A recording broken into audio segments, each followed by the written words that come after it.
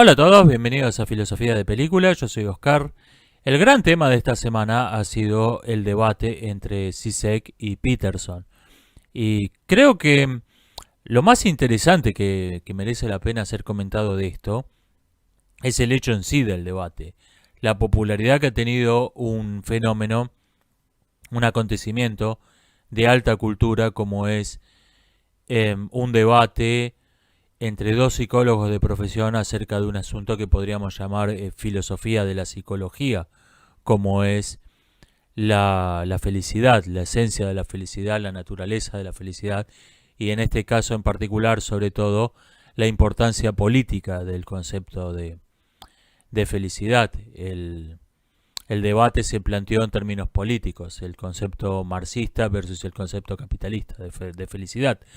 En realidad los dos exponentes no representaban realmente lo que decía el título, pero el debate se planteó en esos términos. Y yo creo que en esta popularidad es un acontecimiento que parecía la transmisión de un partido de fútbol de la Eurocopa o algo por el estilo. Veíamos personas que se reunían en bares o en hogares a ver este hecho en pantalla panorámica y discutirlo. Y yo creo que en esta popularización del saber hay dos aspectos. No solo está la popularización del saber, este interés, no tanto como masivo, pero interés de una amplia mayoría o de un porcentaje importante de la población por un acontecimiento de alta cultura, sino también una profunda desconfianza hacia los medios académicos.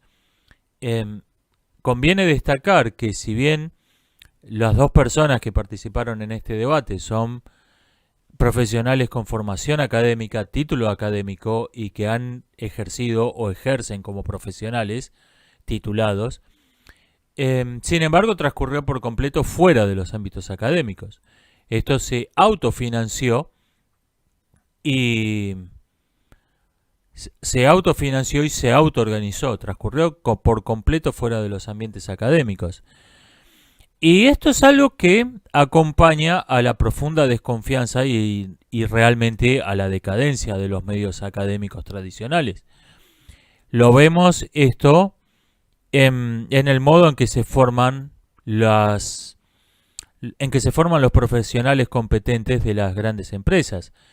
Estas están tendiendo a tener sus propias universidades que funcionan de modo distinto de las universidades públicas, de las universidades privadas tradicionales. Tienen un currículum muy enfocado en capacitar a las personas que necesitan, en enseñarle lo que tienen que saber para trabajar en su empresa y nada más.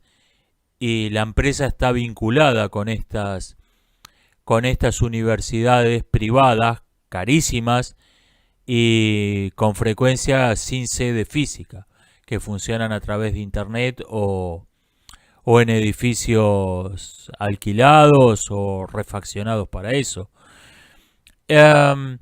Esta privatización del pensamiento, eh, antes de hablar de este tema, ¿por qué hacen esto? Porque las empresas necesitan gente calificada y las universidades no la están formando. Están formando idiotas preparados en hablar toda clase de estupideces que van a ser futuros militantes políticos y empleados públicos. No son gente capacitada para hacer un trabajo real. Las empresas necesitan gente capacitada para hacer trabajos reales y si la universidad no se los provee, van a tener que crear, y eso es lo que están haciendo, ellos, sus propios centros educativos. Estos centros educativos son autofinanciados.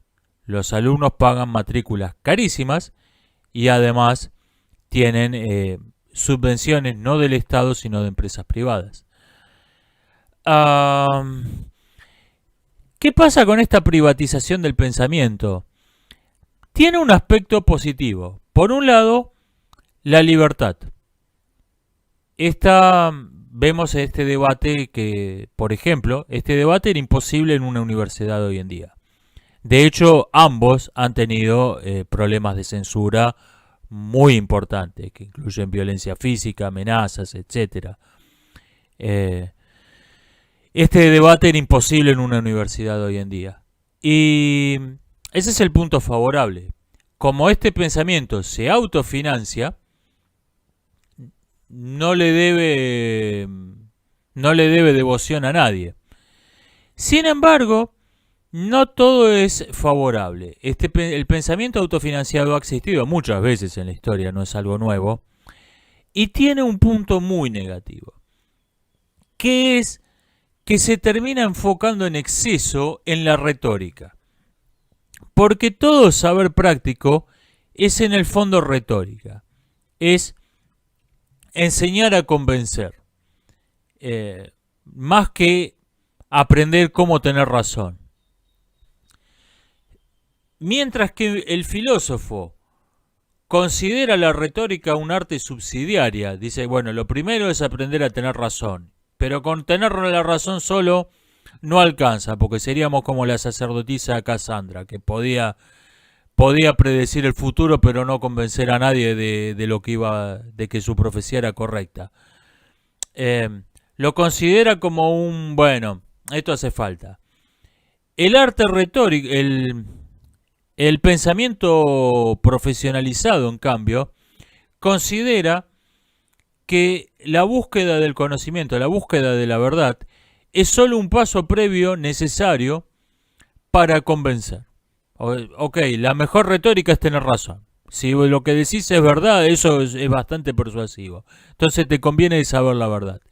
Invierte estos roles. Y el mejor ejemplo de esto son sin duda los sofistas griegos, que eran pensadores profesionales. Eran gente que vivía de dar discursos, que vivía de enseñar retórica y otras artes, pero sobre todo retórica. O sea, tiene sus puntos fuertes y débiles. Y yo creo que estamos entrando, acompañando la decadencia de los medios académicos, en una nueva era de sofística, con sus pros y sus contras. En los contras son quizá lo más conocido, está el término sofisma, para indicar un razonamiento falaz hecho completamente de mala fe, sin inocencia. Y por otro lado tenemos autores como Russell, que han reivindicado a los sofistas diciendo que fueron democratizadores del saber. Y yo creo que son la cara y la cruz de la misma moneda, las dos cosas son ciertas. Y para bien y para mal estamos yendo hacia ese tipo de pensamiento.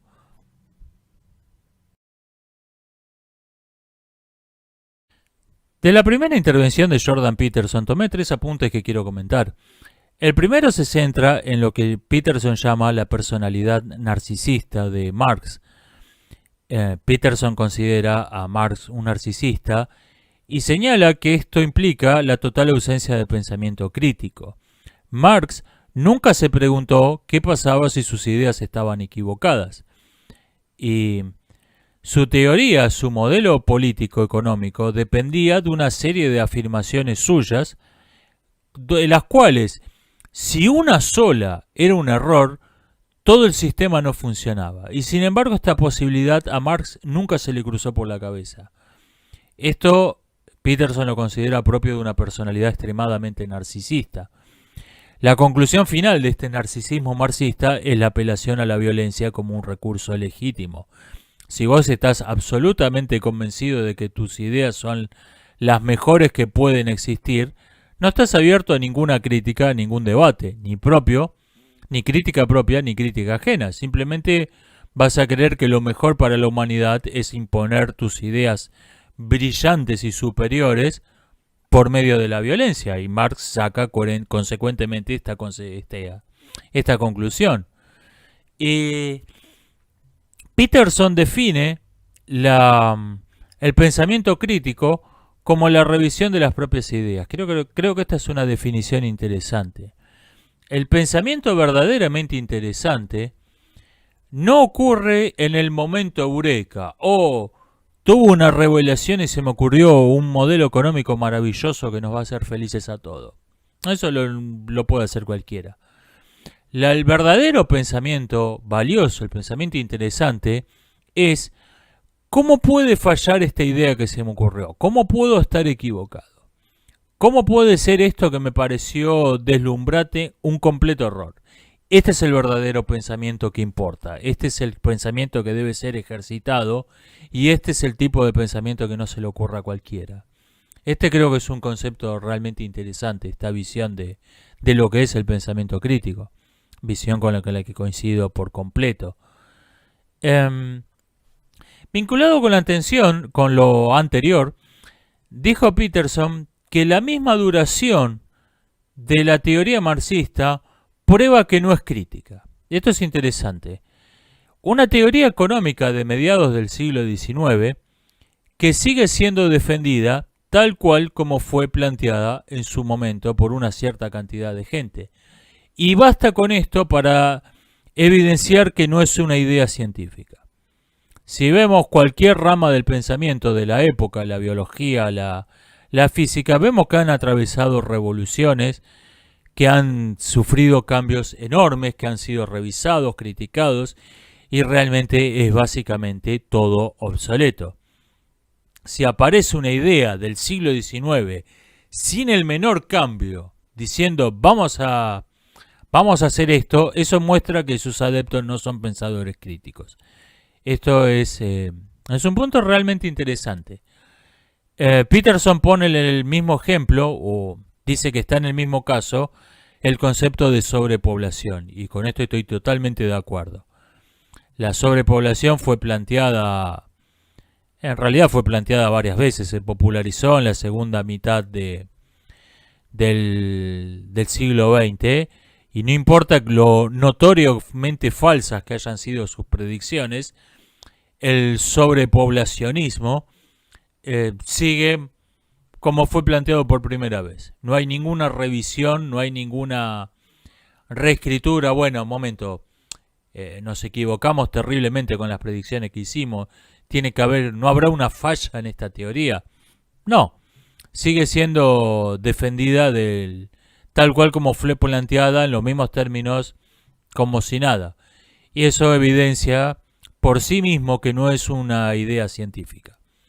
Y en esto estoy también totalmente de acuerdo. Quizás hoy en día, y esto muestra lo que decía antes, la libertad que han tenido esta gente. Hoy en día, atacar la pseudociencia de la sobrepoblación es meterte con algo más pesado en los ambientes académicos que atacar el marxismo. Porque el marxismo duro quizás ya no es defendido. Existe lo que se llama marxismo cultural, de lo que voy a hablar después. Pero, en cambio, la pseudociencia de la sobrepoblación es verdad de fe. Es dogma sagrado, es algo con lo que no te podés meter.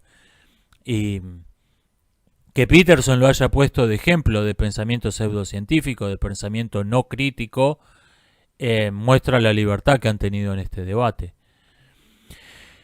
Por último, lo más interesante que encontré en este debate, o lo más verdadero que encontré en este debate, que plantea Peterson, que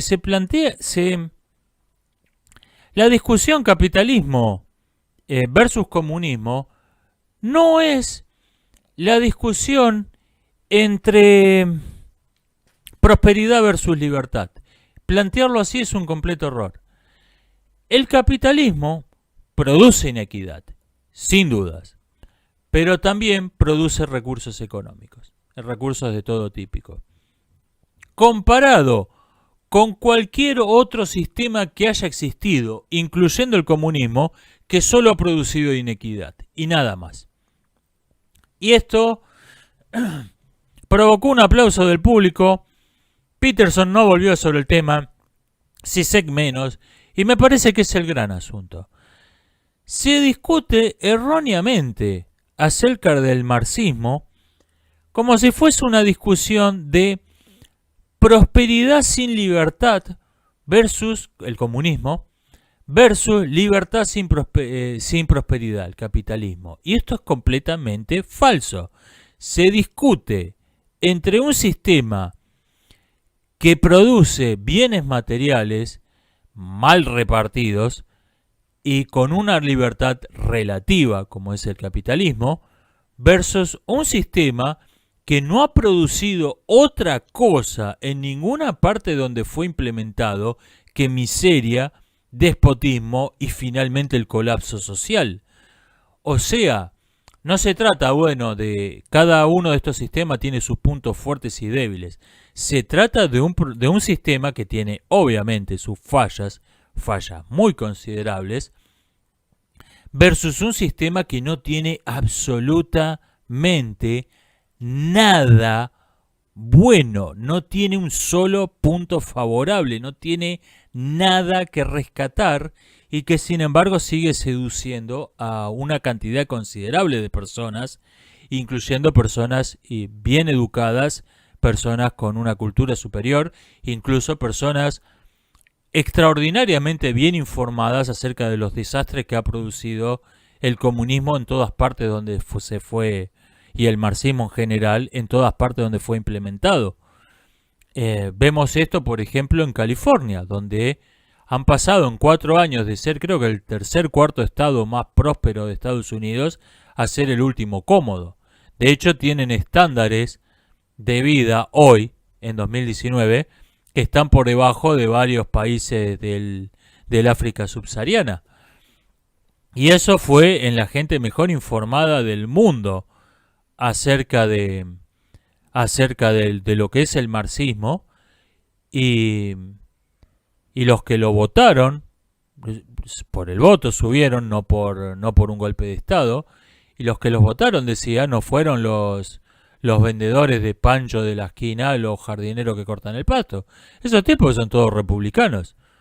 Lo votaron la gente que trabaja en las universidades, que trabaja en el cine, que la gente que está mejor informada del mundo. Así que esto creo que pone en duda la utilidad de debates como este, porque se debate entre dos opciones igualmente racionales, y acá no es el caso. Plantearlo como si fuese algo debatible en esos términos es un completo error. Hay en nuestra naturaleza humana, en nuestra biología de primates, algo que nos lleva a sentirnos atraídos por el modelo marxista. Del mismo modo, podemos imaginar un planeta donde la civilización no hubiese sido desarrollada por los primates, sino por las polillas. Y veríamos en ese mundo cada tanto una multitud que se arroja una antorcha. Y que se arroja el fuego. Y podría haber debates muy racionales diciendo, bueno, miren, en cada grupo de polillas que se arrojó al fuego murió quemada, el fuego tiene una alta temperatura. Se podrían hacer todos los argumentos racionales que se quisiera en contra de tirarse de cabeza al fuego. Eso no evitaría que siguieran probándolo unos y otra vez, porque no es la razón la que lleva a estas polillas civilizadas a arrojarse al fuego. Y del mismo modo, yo creo que esa es la relación entre los humanos y el marxismo. El marxismo es el fuego y los humanos somos polillas. Hay algo en nuestra naturaleza, en nuestra biología de primates, que nos lleva a ir carbonizados, a morir carbonizados en esta ideología. Y con demostrar lo irracional que es esto, con demostrar lo estúpido que es, con mostrar todos los precedentes históricos donde eso terminó con multitudes incineradas, no vamos a ninguna parte. No es ese el camino.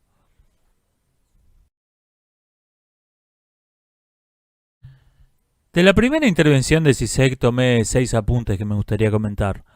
Los 2 primeros se refieren al relativismo moral o al absolutismo moral, tema que me interesa especialmente. Zizek pregunta, ¿el relativismo moral implica que todo el mundo se va a situar necesariamente en su estándar moral más bajo? Respuesta, sí. Y esto no solo lo demuestra la experiencia, que esto ha sido así siempre, sino que no hay realmente en el relativismo moral una verdadera fuerza que puede imponer un comportamiento en contra del deseo. Porque si no hay una moral real, una moral que haya tenido sus defensores en el mundo real, para cualquier cosa, para la forma más depravada, más repulsiva de satisfacer el deseo, se la puede inventar. Se puede decir, bueno, inventemos una moral donde esto sea bueno. Y esa moral va a ser tan buena, tan mala como cualquier otra. O sea, el resultado final de todo relativismo moral es la identificación del deseo con el bien. O sea, la completa amoralidad.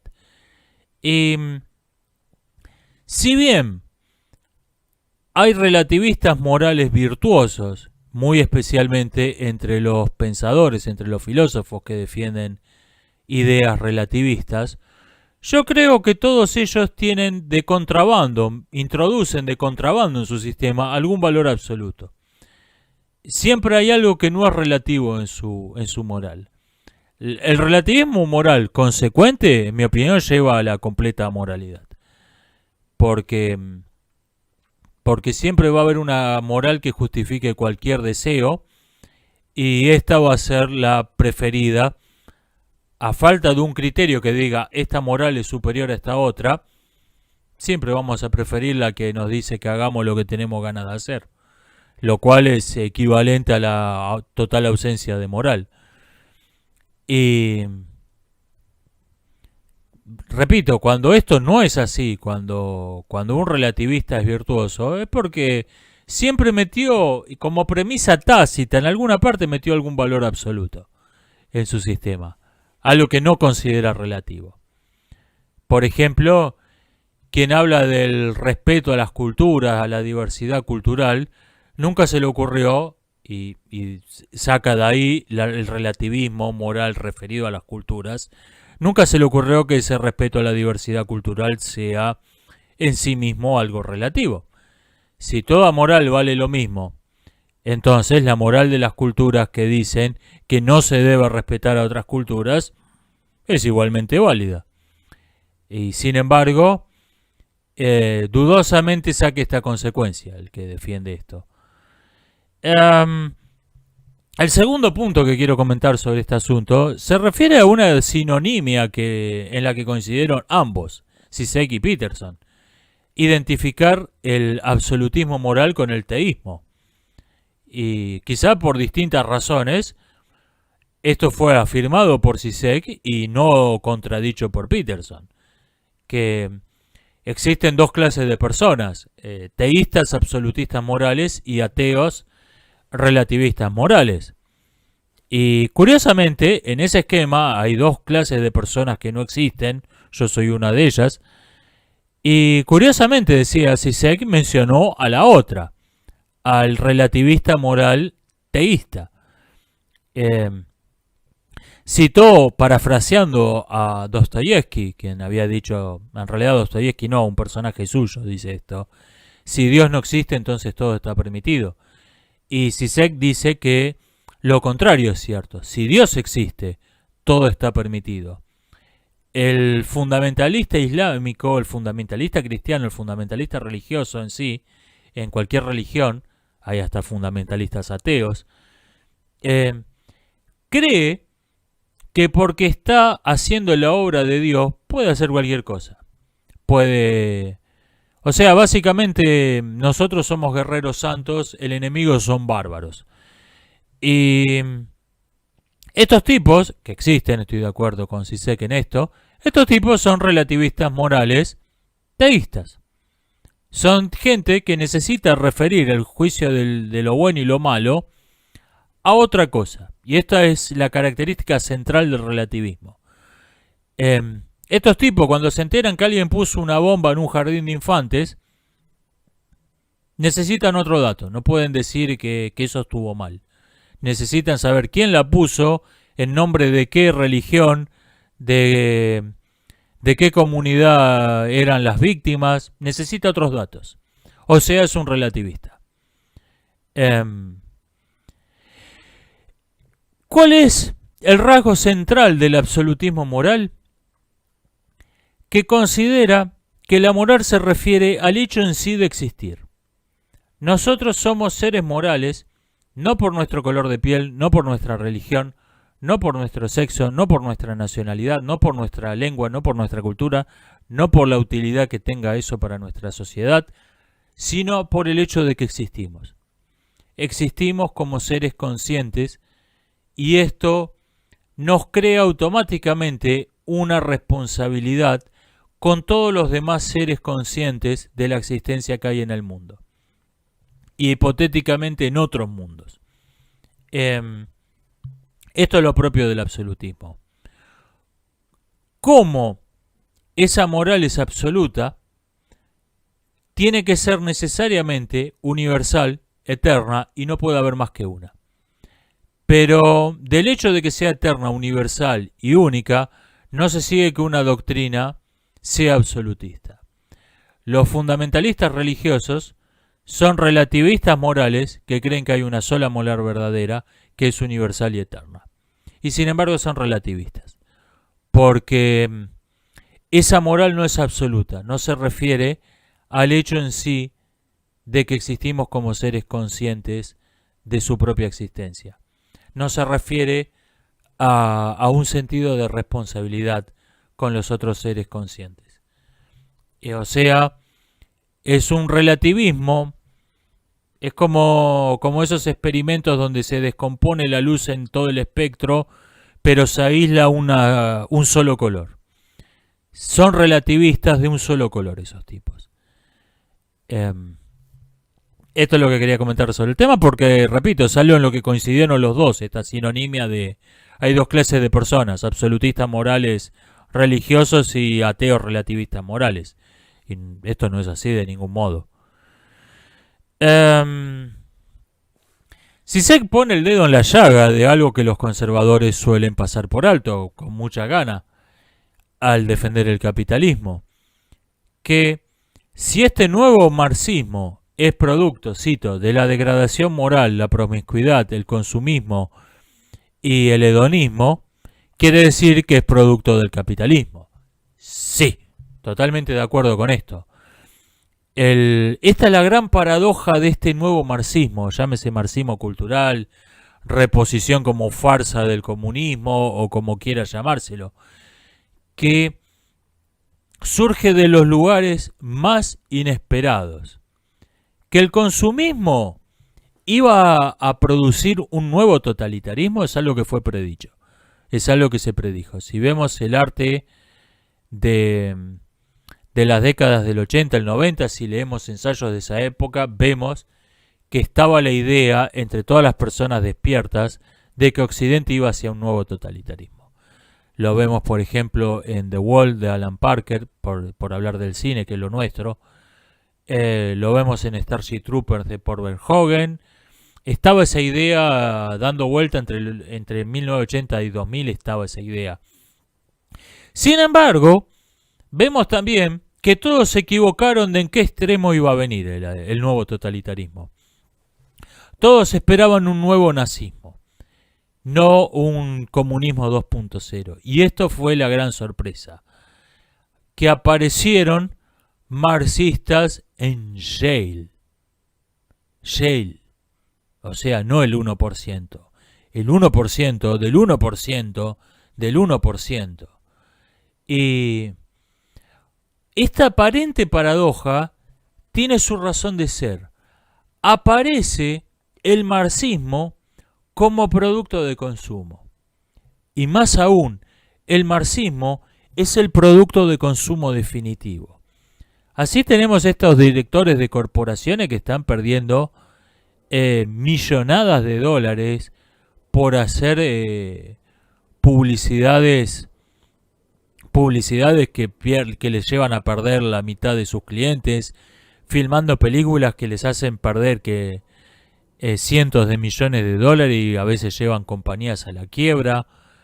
Es un producto pasional, no es algo que se haga racionalmente con un interés económico sensato. Es un producto de consumo y no un negocio para una forma de ganar dinero para comprar productos de consumo.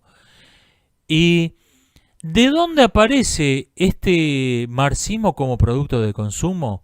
De que no hay más nada para comprar. A esta gente tiene dinero para comprar cualquier cosa legal. Para lo que no es legal en su país, se puede tomar un avión de primera clase e irse a otro país con leyes más relajadas. Y para lo que no es legal en ninguna parte, están todas estas sociedades secretas de las que tenemos mil rumores y probablemente sean el 99% de esos rumores sean ciertos. Y me refiero a no a los rumores más moderados, me refiero a los rumores que hablan de sacrificios humanos y cosas por el estilo. Muy probable que eso sea verdad. Entonces está esta gente que puede hacer absolutamente cualquier cosa. Son la reducción al absurdo del capitalismo. El que tiene dinero puede hacer lo que se le dé la gana. Puede comprar gente, puede matar gente, puede hacer cualquier cosa. Está completamente por encima de la ley, como los emperadores romanos. Y estos tipos se vuelven marxistas. ¿Por qué? Porque el marxismo se les aparece a esta gente que se... Ok, puedo hacer lo que quiero, me aburrí. Se le aparece el marxismo como el producto de consumo definitivo. En algún momento se dicen, soy tan capitalista que me voy a comprar el comunismo. Y esta es la lógica de los marxistas de Yale. Y viéndolo en retrospectiva, nos encontramos con que, así como sabemos hoy que hubo gente que murió de SIDA en la década de 1920, nos encontramos de que antes de que estallara la epidemia, antes de que estos tipos se volvieran una peste, viéndolo en retrospectiva nos damos cuenta de que hubo casos aislados durante décadas. Tenemos artistas que destruyen su carrera por seguir a un gurú de la India como John Lennon, o que arruinan por completo su carrera actoral por exigencias de fanáticas como la vegana Alicia Silverstone, que fue estaba de moda en mitad de los 90 y sus condiciones para filmar una película se volvieron tan insoportables que no la contrató más nadie. Y hay otros casos también por el estilo. Y sobre todo tenemos al juerguista Osama Bin Laden, que vivía borracho de putas en su universidad hasta que un día se fue a la montaña con un Kalashnikov al hombro y se hizo fundamentalista religioso. O sea, nos damos cuenta, viéndolo en retrospectiva, nos damos cuenta de que esos tipos eran social justice warriors, solo que así como el SIDA fue mal diagnosticado durante décadas, no había un término para referirnos a esos tipos, entonces decíamos, wow, qué cosa rara esto, y pasábamos de largo. No se nos ocurrió que se podía generalizar ese comportamiento. Sobre la ideología de género, dijo Zizek que el instinto existe y nuestra sexualidad está determinada por nuestro instinto, desde luego, por nuestra biología, pero ese instinto es canalizado a través de la cultura. Por ejemplo, la geisha que seduce al japonés no nos mueve un pelo a los occidentales. Ok, hay un problema con esto. Esto no es la ideología del género, sino una versión más racional de la misma. Y Zizek sabía que estaba hablando con un psicólogo de profesión en un ámbito con total libertad. Y entonces fue una versión más racional, fue directamente una versión más racional de la habitual. Y yo creo que esto es algo que hay que estar atentos a este sofisma, porque se va a volver muy común, dado lo exitoso que es. Yo lo llamo las ideologías matrioshka. ¿Qué es una ideología matrioshka? Y la ideología del género es una ideología matrioshka. Son ideologías que no forman un cuerpo de doctrina, sino varios, 2, 3, 5, 10, que están una dentro de otras. La primera es una completa locura.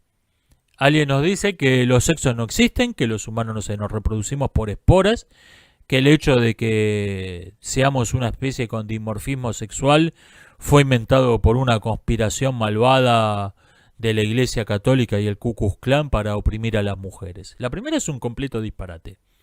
La última es una verdad de perogrullo. El sexo no es lo mismo que el género. Cuando decimos el río, la laguna, no nos estamos refiriendo a que esas masas de agua tengan sexo, tengan genitales, tengan un rol reproductivo. Es una verdad de perogrullo. Y en el medio hay capas. 5, 10, 20 capas, todas las que quieras. Entonces, ¿qué pasa? Primero, idealmente, en este caso, Zizek saltó varios pasos. Primero te proponen la locura. Entonces, ¿sí? Esto es una locura y lo refutas fácilmente. Y te parecería que eso va a... Ok, desapareció esta ideología, pero no. Rompiste la primera versión, la primera capa y te aparece otra abajo. Te aparece una versión más racional de la misma idea. Refutás esa también y de adentro te aparece una versión todavía más racional de la misma idea. Hasta que finalmente llegás a la fuerza a una con la que tenés que estar de acuerdo. Por lo menos la última que acabo de mencionar. Ok, sí, eso es verdad, en eso estoy de acuerdo. Entonces te tratan como si le hubieses dado la razón a la primera versión. Bueno, veo que por fin lo convencí. O sea, como si esta matrioshka de ideologías adentro de ideologías adentro de ideología fuese en realidad una sola doctrina.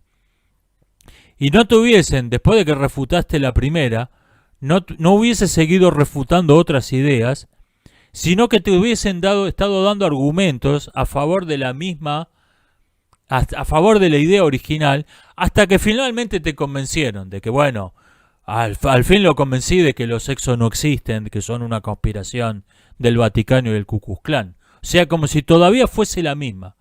Y este sofisma es tremendamente exitoso y van a aparecer muchas otras ideologías matrioshka. La ideología del género creo que es hoy la principal, pero dado lo eficiente que es esta estructura, van a aparecer muchas otras similares.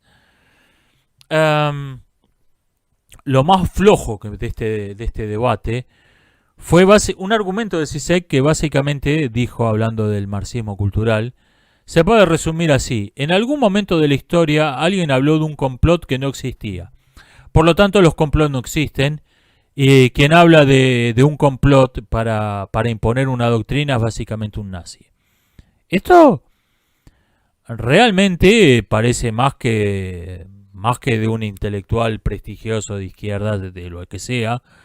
Parece escrito por una retardada que trabaja de columnista en BuzzFeed o en de Merizú. Realmente me sorprendió lo flojo de este argumento. Y también me sorprendió que Peterson no volviera sobre esto. Se puede poner fácilmente un contraejemplo de esto. Alguien dijo que había visto una vez dijo que había visto un gato y en realidad era un conejo. Por lo tanto, los gatos no existen. Este razonamiento tiene la misma estructura que el de Zizek. Pero quiero hacer una pregunta, no solo mencionar que esto es falso, que es falaz. Si las conspiraciones no existen, y si toda teoría que hable de una conspiración es básicamente un delirio paranoico nazi, ¿eso incluye a la teoría que dice que las ideologías, las religiones, la moral, etcétera, las ideologías en general, son una conspiración de la burguesía, de los judíos, del hombre blanco heterosexual o del chivo expiatorio que se ponga de moda, para justificar un régimen político-económico de opresión? ¿O no? ¿O esa conspiración es verdad? ¿Esa conspiración existe realmente? Es interesante este discurso de las conspiraciones no existen, quien habla de complot está loco. procedente de alguien que se autodefine como defensor de una teoría que se basa en la existencia de una gigantesca conspiración global para imponer un régimen de clases opresivo. Esta es la idea central del marxismo. Por último, si se pregunta sobre el sistema económico marxista, ¿ese es utópico? Respuesta, ha sido probado en más de 31 países, siempre con los mismos resultados. Tiranía, desastre económico, completa ruina, 150 millones de muertos y finalmente el colapso social, sin una sola excepción, en los países con las culturas, con la economía, con la geografía más diversa, desde la península de Siberia a la isla de Cuba en el Caribe, pasando por la estepa de Mongolia y la selva de Vietnam, siempre siempre con los mismos resultados. Respuesta, sí, es utópico.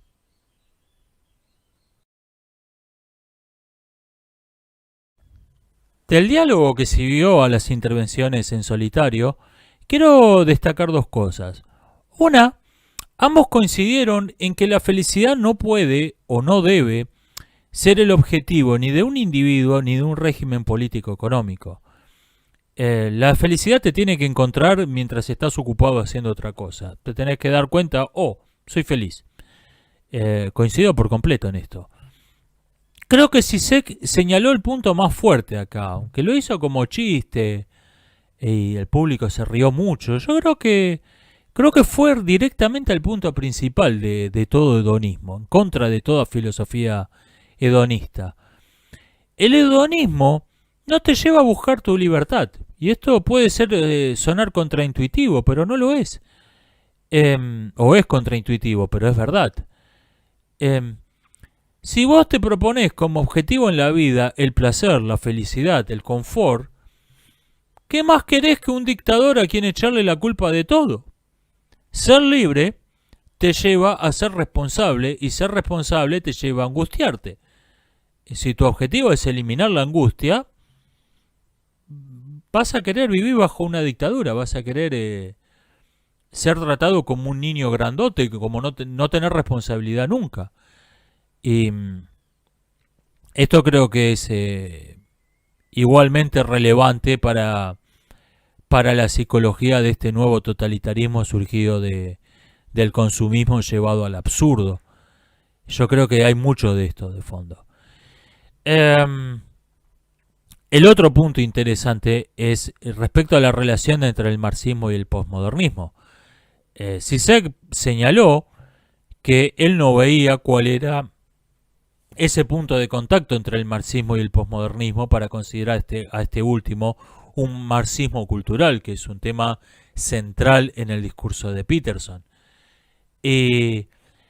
Peterson le dio a esto la respuesta más común, que es que estableció este puente entre el marxismo y el posmodernismo. Se buscó en algo que se llamó la Escuela de Frankfurt, creo, una serie de pensadores marxistas buscaron lo que llamaron nuevos sujetos de la revolución.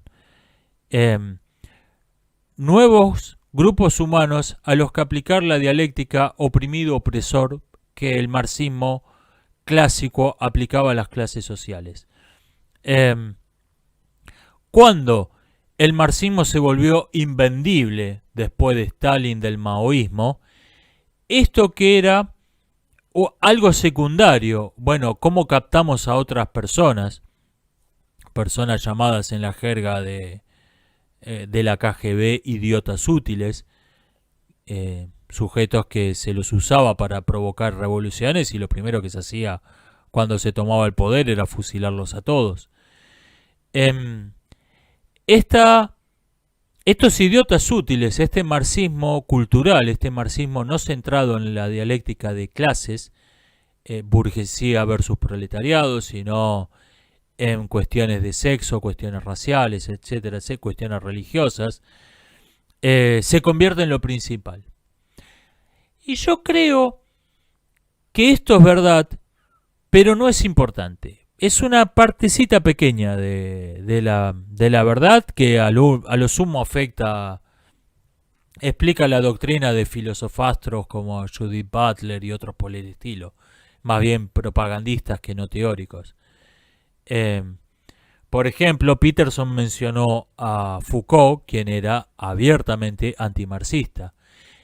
Y yo creo que el verdadero punto que lleva del marxismo al posmodernismo no es ese, no es la escuela de Frankfurt, sino la lectura crítica de Marx, que lleva a llevar a sus últimas consecuencias las ideas marxistas. El verdadero puente creo que es el concepto marxista de ideología. De la negación de la ideología, Marx, es decir, de la afirmación de que las visiones de la realidad son básicamente propaganda de tu clase social, de tu grupo étnico, de lo que sea, se pasó a la negación de la verdad, Foucault. Es decir, el mismo concepto de verdad es ideológico. Esto no está en Marx. Y de ahí se pasó a la consecuencia lógica final, que si la verdad no existe, entonces la realidad tampoco existe. Baudrillard. Porque si no hay verdad, es decir, si no hay una interpretación de los hechos, no hay un discurso que sea adecuado a la realidad, entonces es que no hay realidad, sino algún discurso tendría que ser verdad por pura casualidad. Esto no está en Foucault, nuevamente. Sin embargo, está implícito ya en Marx. En el rechazo de Marx a las ideologías está implícita la idea de que la realidad no existe. Esto se va a sacar de a poco esta conclusión, que es central en el posmodernismo. Esto es una reducción al absurdo del marxismo, pero es una reducción al absurdo dolinesca. Dejando de lado otros usos que se haga de la palabra dolinesca, dolinesca, como yo lo interpreto, lo dolinesco es una reducción al absurdo que no es sentida como absurda, no es reconocida como absurda.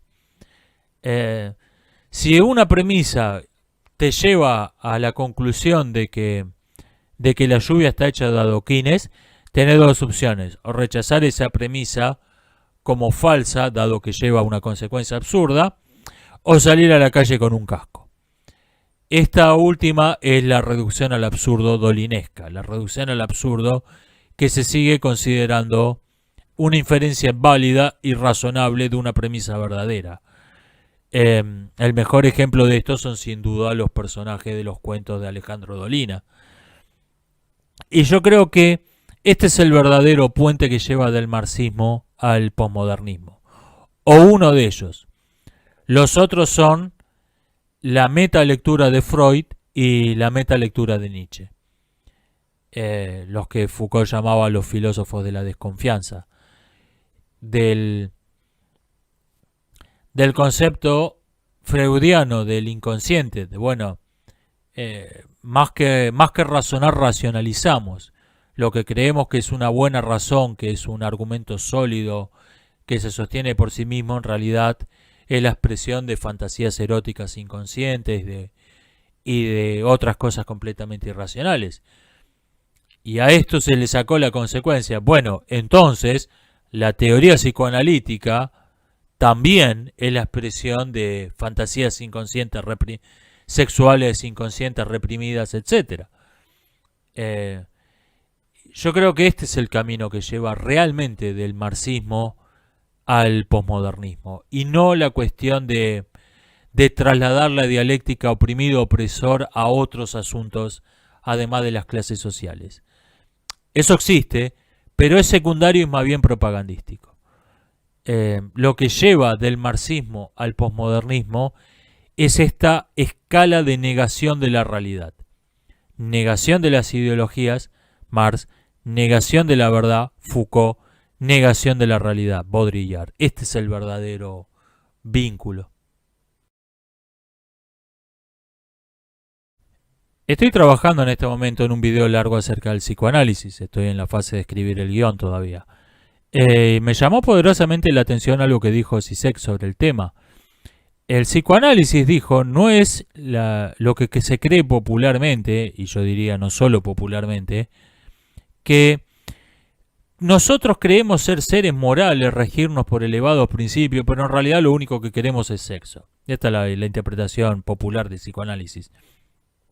Zizek dice que el psicoanálisis en realidad afirma casi exactamente lo contrario. Nosotros creemos ser cínicos, hedonistas, pero en realidad estamos regidos por morales inconscientes, rigurosísimas, secretas, que no son la moral socialmente aceptada, la moral socialmente razonable. Y wow, otro que interpretó a Freud y compañía en ese sentido. Me alegra no estar solo en esto. Como dijo Nietzsche después de leer a Spinoza, tengo un precursor y qué precursor. En efecto, yo pienso que la idea central del psicoanálisis es esa. Es exactamente la contraria de la que se cree popularmente. Sobre el hecho en sí del debate. Aristóteles enseña en su retórica, que se debe desarmar el humor con la seriedad y la seriedad con el humor. Y yo esperaba que en este debate se aplicaran esas dos recetas y quería ver cuál era más efectiva. Quería ver qué pasaba cuando alguien que trata de desarmar la seriedad de su rival con bufonadas, Zizek, se enfrenta a alguien que responde con cara de piedra, con solemnidad de velorio, a esas bufonadas, Peterson. Y creo que Peterson equivocó por completo su estrategia para el debate. Se convirtió en un Zizek 2.0, trató de mostrarse relajado, desenfadado, bromear. Y no se le da, no le sale. Esto es como un partido entre Luciana Aymar y Lionel Messi. Una vez que se ponen de acuerdo a qué van a jugar, el resultado ya está decidido. Y si lo vamos a ver como una competencia, yo creo que esta es la razón por la que Zizek ganó por varios cuerpos de ventaja. Y realmente esto es lo que me desagrada del debate. Del debate en sí, no de este debate, del concepto de debate. Esta concepción del pensamiento como competencia, como fulano versus mengano, quién ganó, quién perdió. El espíritu de la competencia está terriblemente alejado del espíritu de búsqueda de la verdad. Porque si bien la filosofía y la ciencia buscan verdades contraintuitivas, verdades que no son obvias, lo cierto es que nuestros antepasados se la arreglaron bastante bien durante millones de años con la intuición. La intuición está bastante bien. La mayor parte de las verdades son verdades de perogrullo. Y el espíritu de competencia lleva a evitar las verdades de perogrullo porque no te dan ninguna gloria defenderlas. Si vemos los debatidores famosos, vemos que son todos defensores de ideas invendibles. El marxismo, el creacionismo, etcétera, se destacan porque lo que están vendiendo es invendible. Y yo creo que esto se parece a la actitud de un jugador de videojuegos. Aparece, digamos, un videojuego pelea de perros. Y hay un jugador experto que la tiene clarísima, es el mejor del mundo. Y en algún momento te dice, a que te gano con el caniche toy. Y yo creo que la pasión por el debate lleva a eso, no se convierte en pasión por la verdad. Lleva a defender ideologías caniche toy. Una de ellas es el marxismo. El marxismo es un caniche toy ideológico. El atractivo que tiene es que es completamente invendible. Y esto pasa también con ideas como el terraplanismo y otras similares, y pasó en otras épocas. Yo creo que esta fue una de fue una de las causas de la difusión del cristianismo en el mundo greco-romano. Lo creo porque es absurdo. La idea de la resurrección de los muertos era tan insensata, tan contraria al sentido común, que resultó atractiva para estos jóvenes griegos de la decadencia, formados en la sofística, formados en el arte de debatir como el centro de sus vidas. Entonces, como el jugador de videojuegos te dice, a que te gano con el caniche toy, estos debatidores profesionales se dijeron, a que te gano con la doctrina de la resurrección de los muertos. Eh, y de ahí el famoso lo creo porque es absurdo. Y yo creo que quien busca la verdad tiene que encontrar placer en las verdades de Perogrullo. 2 y 2 son 4. Hay solo 2 sexos y por lo tanto hay solo 2 géneros. El modelo copernicano a líneas generales es verdad. Si un modelo político que no funcionó nunca en ninguna parte se prueba de nuevo, lo más probable es que tampoco funcione. Una civilización que construye estaciones orbitales es superior a una donde cazan con palos afilados, etcétera. Lo creo porque no es absurdo. Y este creo que es el punto más débil del debate. No de este debate, insisto. Es la razón por la que no me gustan los debates. Es esta, lleva a que te gano con el caniche toy. Y un caniche toy político, económico, puede dejar millones de muertos. Finalmente quiero comentar, ya que estamos en un canal llamado Filosofía de Película, quiero comentar un easter egg. Cuando Zizek se saca el micrófono, le dice algo a Peterson, que fue apenas captado por el micrófono de Peterson. Y si uno se pone auriculares y lo escucha a todo volumen, lo que le dice es que iba a salir detrás de él, detrás de Peterson, porque le parecía ridículo que él se fuera por la derecha y Peterson por la izquierda. Esto es algo que ciertamente se les pasó a los organizadores de este debate. Así que nada, estos son los comentarios que quería hacer sobre este tema. Recomiendo especialmente los videos de resúmenes en Telequia y el Picalibro, Fernando Fuentes Pinzón, sobre este tema. Son los que he visto hasta ahora. Supongo que debe haber un montón y unos cuantos deben estar bien. ¿Cómo se llama este canal? Filosofía en Minutos, creo que es. Lo está subiendo, se está tomando el trabajo de subirlo subtitulado. Bien. Así que recomiendo también ese canal. Nos estamos viendo, hasta la próxima.